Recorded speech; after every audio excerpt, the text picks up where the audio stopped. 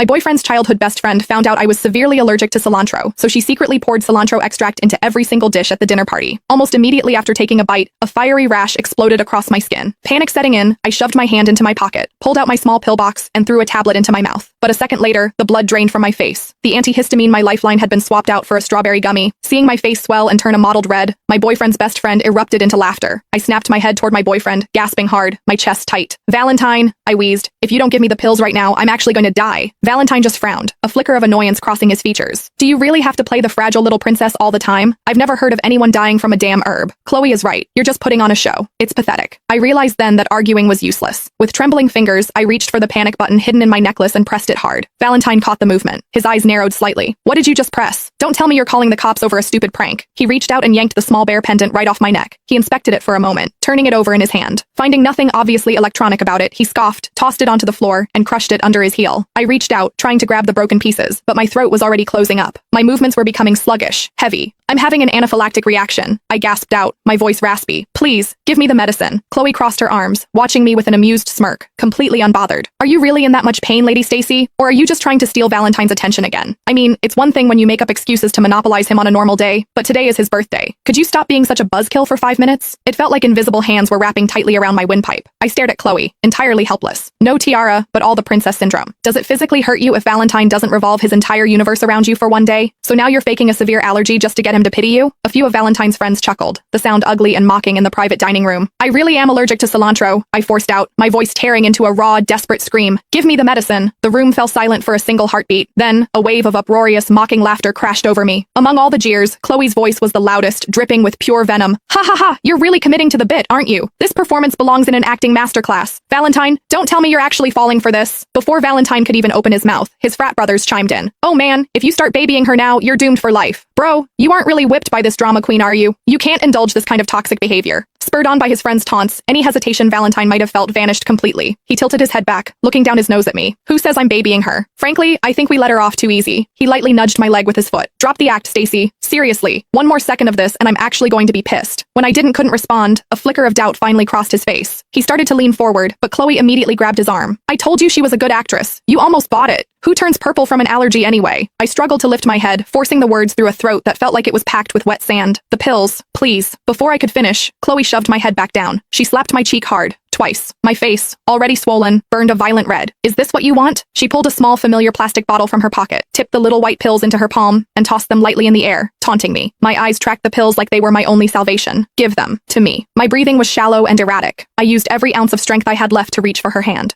But just as my fingers grazed the plastic,